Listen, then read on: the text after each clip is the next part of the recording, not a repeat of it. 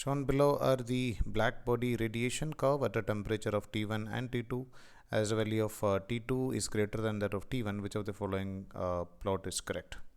So we know that according to Wind's displacement law, so the wavelength corresponds to maximum radiation intensity is inversely proportional to the value of temperature. So if you are drawing a graph for variation of this intensity with respect to wavelength, the graph will be something like this.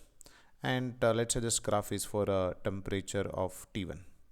Now if you are increasing the value of temperature, then the shape of this graph will change something like this, in such a way that for what wavelength we are getting the maximum radiation intensity, it will shift towards lower wavelength. So this is known as nothing but this Wind's displacement law. So if we can say that in the option B, you can observe that peak radiation for T1 is coming over here and T2 is somewhere over here. So T2 wavelength for T2 is greater than that of T1, which is wrong.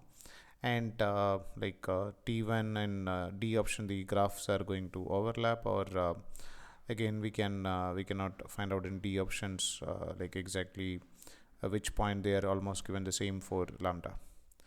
And option A and C, it is somewhat difficult to identify which of the following graph they are trying to give the value of lambda 1 or lambda 2 or more.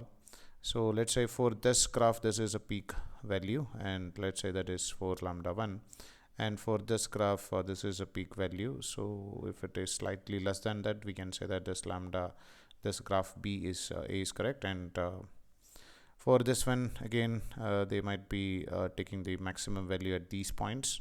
So if they are at same, then it is wrong. So that's why we are taking this option A is correct. So there should be more clarity is required on that graph. So actually you can remember that the graph should be something like this. So even in exam, if they're asking, definitely they will give such a graph of some variation will be there. So no need to worry about this part.